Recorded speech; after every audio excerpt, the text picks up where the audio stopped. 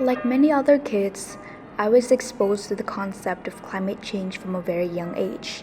I educated myself by watching documentaries and reading the news about this remotely new and seemingly intricate topic. It seems like every time I go on the news or social media, I see headlines and endless numbers of hashtags all surrounding the topic of climate change and global warming. However, these issues just seemed so distant to me. Living in Hanoi, the capital city of Vietnam, I never had to witness my own community experiencing extreme flooding because of fluctuating climate changes. I never saw corals bleached from the increased acidification of the ocean like it is on the news. I never saw people in my community suffering from food insecurity because of prolonged droughts. So all that could go on in my mind reading these news are these changes even real? And if they are, how come I never experienced them? My skepticism about the topic just continued to grow. And then summer 2023 started. 2023 is the warmest year on record. Officially the hottest year on record. Confirming it was the hottest year ever recorded. Summer days started to get too hot for me to even think about going outside. This was my enlightening moment in climate change.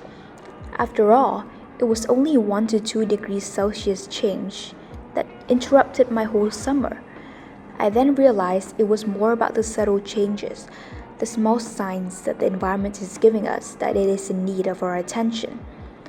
I started to notice more changes around me, from the days when we had to constantly check the AQI to see whether we could go outside or not because of increased ground level ozone as a result of warmer temperatures, to the algal bloom that led to the decreased livelihood in the rivers on my way home from school.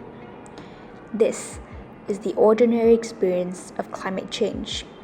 The vast majority of people do not experience extreme droughts or floods in their lives purely because of the changes in our climate. It is about looking around and noticing the signs that indicate that our Earth is in distress. I started to take climate action right after that.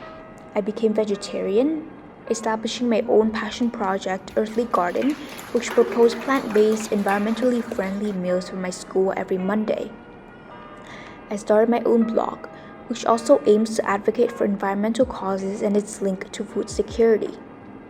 I became the youngest member of the Vietnam Youth Policy Working Group, a youth group in collaboration with UNDP Vietnam consisting of members ages 15 to 35 to propose and call for climate policies in Vietnam.